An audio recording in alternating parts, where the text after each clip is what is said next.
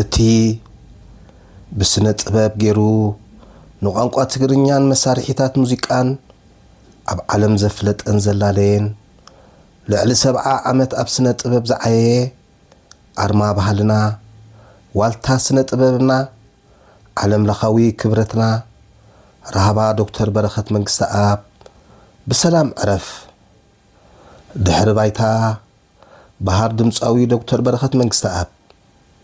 دمصاوي برخت منكست اب كابوبو اتو منكست اب بايرون كابديو وزريت اببا دباسن بشحن 938 عامة مرات فرنجي اب هزغات ولد عدو توليدو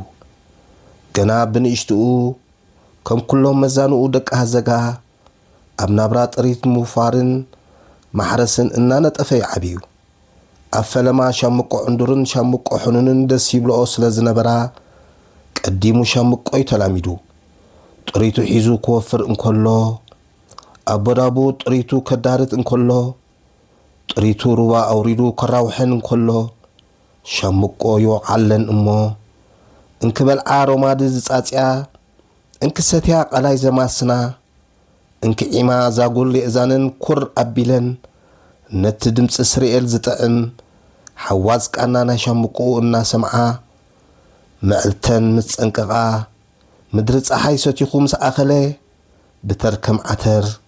طريتو امارارحيو እና خبكبه شمقو يوعلن امو ارحا እና نقوي اها نابلا يأذانن كور بمبال نتطعم دهاي شمقو ناي برخت منكست اب እና سمعا اب اغام اغوات مغوغو ناب دنبين عدم ساعتوا برخت منكست اب كم حلقه حلخ غواغوت قرب مراخوت فنو حبرهم سلازنبره غواغوت امونغو كلت اسلافو بجتر سر زغص قاقيرو ادراغا حلب انكلو ولدو كمس انابلو حبرهم انادمصو يمرقو نبرو اب اوان نقل حرس برخت منكست اب ناوت محرسو اطيز صمت انتدله زسفل انتدله سبت زسدد اب روحي كغفح اب زرئي زلغب ازي معت حرستا يوز نبره بدحرزي كرار مدردار جمرمو نتعفو غحتا زطعم دمصو مسكرارو اللازيبو بلفنتي وقيتن دهاين كصاوت مس جمره حزغا بحزغا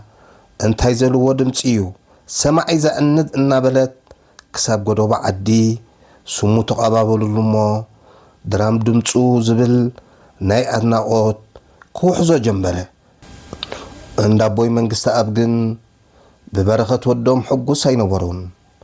ابزرنا واطا زيبلنا بخمي واطا تفطيرنا بمبال ناي غواهي افوم كشمرو جنبرو كينو زي ابوي منكست اب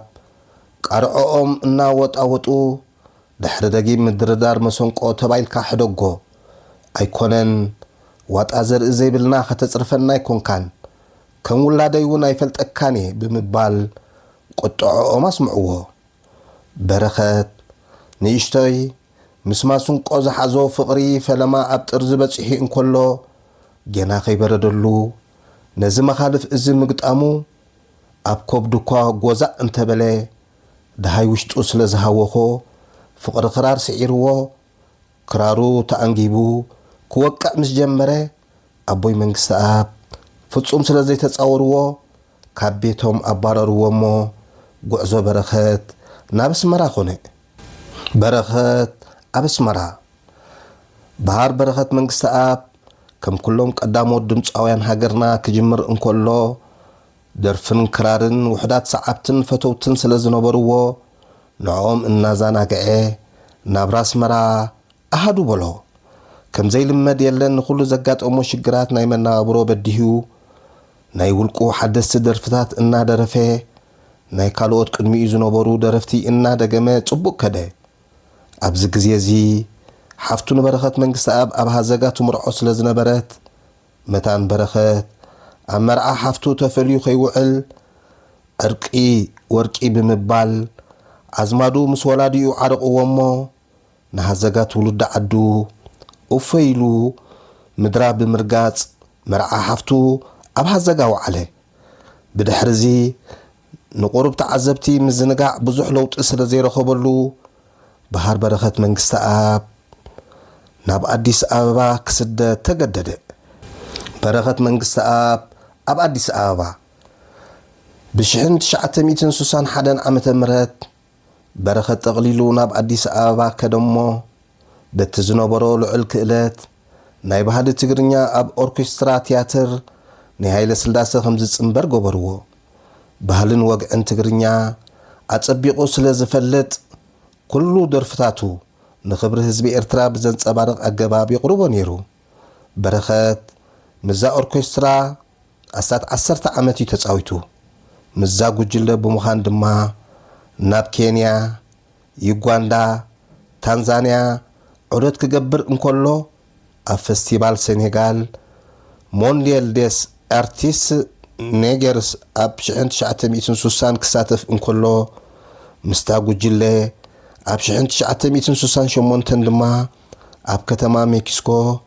أب سومر أولمبيك مستاقو جلة بمخان تساتفو برخات اقر سنة أباوي ميؤو نفع مكازاي سلازنبري جزيئو أبصرح يوعلو بمنبارو بسلدي سباتي مكز كم زنبري سنداتو يمسكرو حدا بهجنا ناي وصاي عدوتها نمفلام بإثيوبيا أديس أبابا تجمر سلازنبرت حدا غازيطኛ أدناقوتو نمغلاص أب غازيطا بالمقزو يكينت أورا اتي مكازاي عرحاناي بحالي بزبل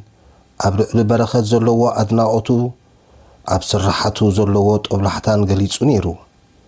مزاني هايله سلاسه ناي أوركستران تياترن ጉጅለ بمخان اتن 9 نصل درفتات بناي فيليبينس درجة زغرصن برخت منقست آب نزاني هايله سلاسه ጉጅለ أب 1973 ملوء بملوء غديفو እዚ ድማ ቅድመ ሓደ ዓመት ሃይለ ስላሴ ካብ ስልጣን ምውራዱ ማለት እዩ ኣብ 1970ታት እቲ እንኮ ብሬድዮ ኢትዮጵያ ዝስማዕ ዝነበረ ናይ ኤርትራዊ ደርፊ በረኸት መንግስቲ ኣብ ጥራይ ነይሩ እዚ ድማ ህርመት ክራሩ ምስኒ ድምፁ ቀጻሊ ይስማዕ ስለ ዝነበረ ንህቡብነት በረኸት መንግስቲ ኣብ ኤርትራን ኣብ መላእ ኢትዮጵያን ኣብ ግደ ነይሩ እዚ ከምዚሉ እናሃለወ ምስ በዓልቲ ቤቱ ጽገ ገብረሃንስ ብምዃን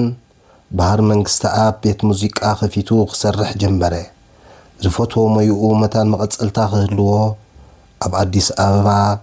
መቃልሕ ጓይላ ዝስማ ጉጅለ ኣቕዩም እዩ በረኸት ምስ ካልኦት ኤርትራውያን ስነ ጥበበኛታት ብምዃን ኣብዛ ጉጅለ ዘቆማ ኮይኑ ሓያሎ ስራሓት እዩ ንጽምባር ናብ ተጋድሎ ሓርነት ኤርትራ በረኸት መንግስቲ ኣብ ክንዲ ብኽራሩ ጥራይ ዝቃለስ ንስለ ናጽነት ኤርትራ መታን ክራሩን ብሮቱን ዓጢቑ ክቃለስ ኣብ 1974 ናብ ተጋድሎ ሓርነት ኤርትራ ተጸምበረ ጉቡእ ወተሃደራውን ፖለቲካውን ተዓሊም ድሕሪ መቕሳሙ ኣብ እምባታት ጎላጉልን ሰንጭሮታትን ኤርትራ ተዋጊኡ እዩ ከምቲ ማኦ ኣብየናን ፎርም ዝበሎ ቃልስና ብብረትን ብብርዕን እዩ ብረት ጸላኢና እንቀትለሉ ብርዕ ድማ ባህልና እንስንደሉ ብምባል ዝገለጾ ባህሊ ሓደ ዓቢ መቃለሲ ባይታ ስለ ዝኾነ ምስ ጉጅለ ባህሊ ተጋድሎ ሓርነት ኤርትራ ብምዃን በረኸት መንግስቲ ሃገራውን ዘንቀሳቕስ ንቃልሲ ህዝቢ ኤርትራ አንጻር ገዛእቲ ስርዓት ዘባራትዕ ኣዝዮም ብሉጻት ደርፍታት ከፍሪ ጀመረ በረኸት መንግስቲ ምዛ ጉጅለ ብምዃን ውድባዊ ደርፍታቱ እናደረፈ ኣብ ሓራ መሬት ኤርትራ ናብ ተጋደልትን ህዝብን ዑደት ብምግባር ምስ ካልኦት ኣዝዮም ሓያላ ስነ ጥበባውያን ብምዃን ልዑል ጎስጓስ ኣካይድ እዩ ባህር በረኸት መንግስቲ ኣብ ስደት ባህር ስነ ጥበበኛ በረኸት መንግስቲ ከም ኩሎም ስነ ጥበባውያን ብጾቱ ኣብ 1979 ናብ ስደት ኣምሪሑ ኣብ ሱዑድያ ድማ ኣተወ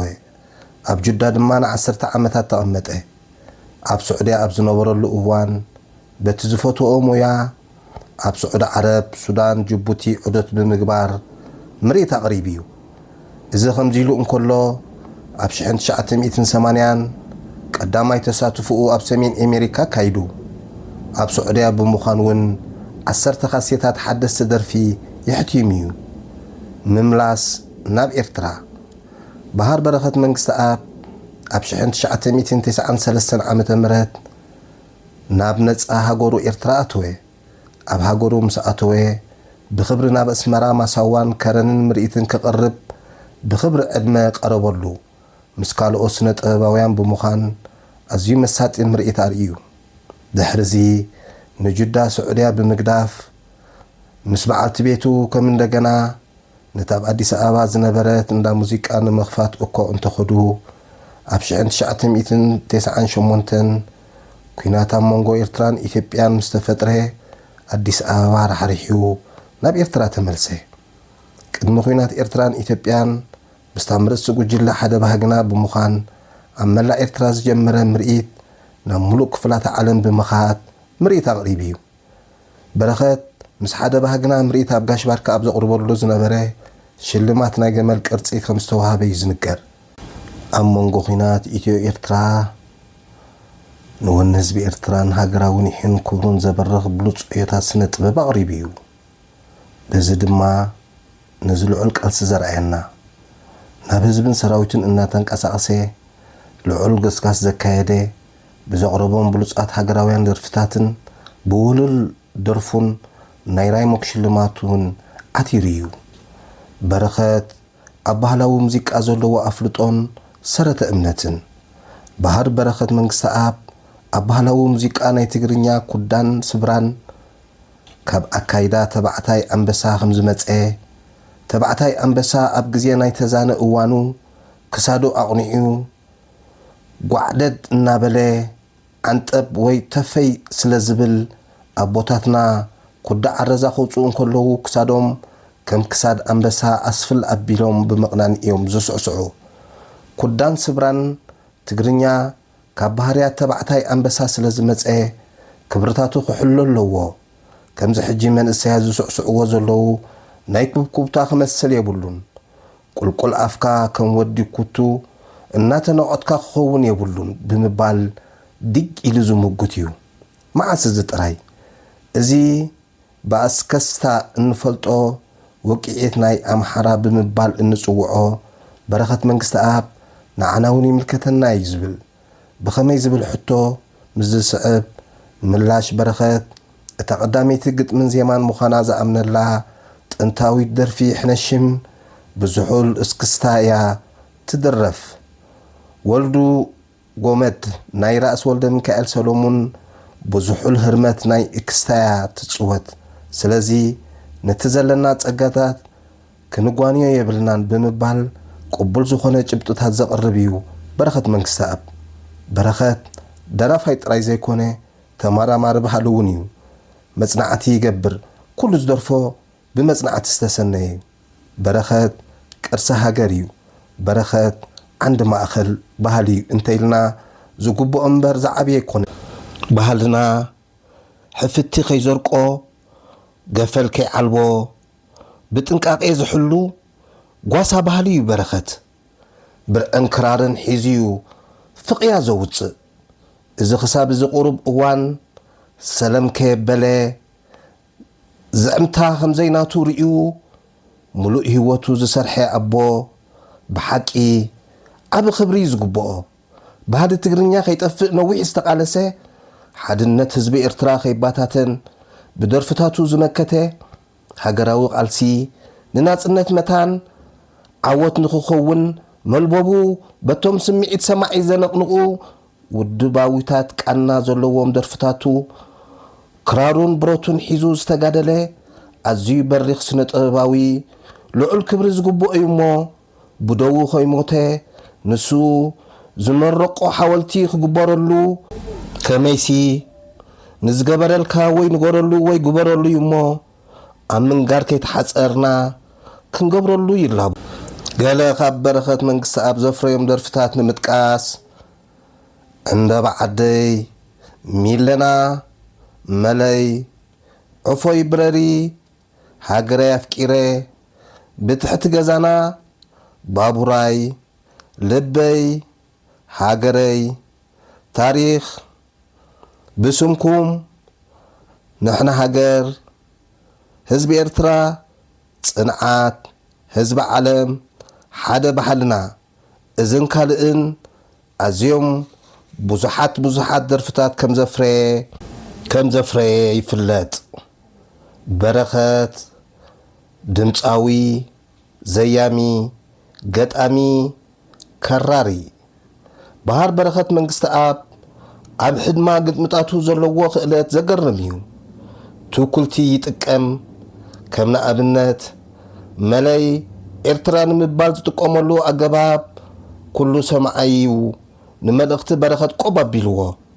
ሽዑ ንሽዑ መለይ ዝወፀትሉ እዋን ዝተወልዳ ኣዋልድ መለይ ዝብል ስም ተዋሃበን ነዚ ዘረጋግፅ ምስክርነት ሓደ ግዜ ኣብ ቤት ቁርሲ ቀዳም ኣብ ጣዕሞት ባህር በረኸት መንግስቲ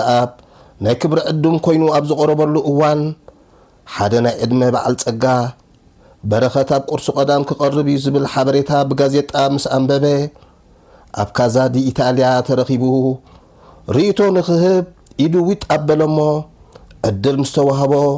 ብመራሒ መደብ ከም ዝበለ መለይ ዝወፀትሉ እዋን ልዑል ሃገራውን ደቂ ሃገር እውን ስለ ዘንቀሳቐሰት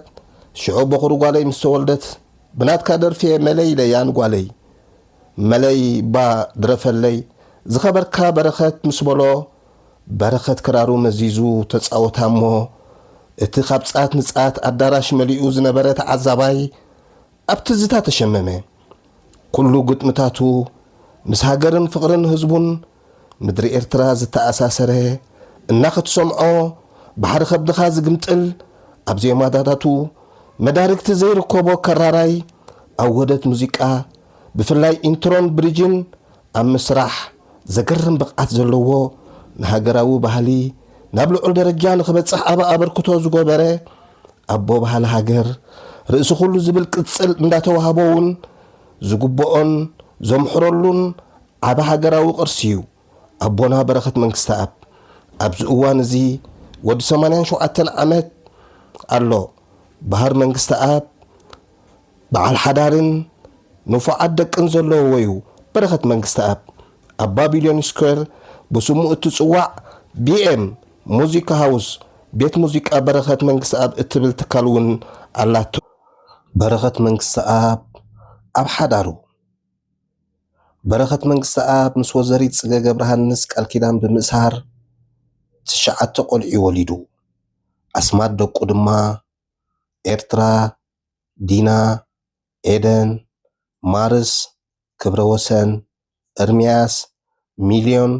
ሳምሶም ሙሴ ይበሃሉ ክቡር መመርናን ኣርማናን ባህር ዶክተር በረኸት መንግስቲ ፈጣሪ ብገነቱ ይቀበልካ ንሙሉእ ስድራ ቤትን ንሙሉእ ህዝቢ ኤርትራን ድማ ጽንዓት ንምነ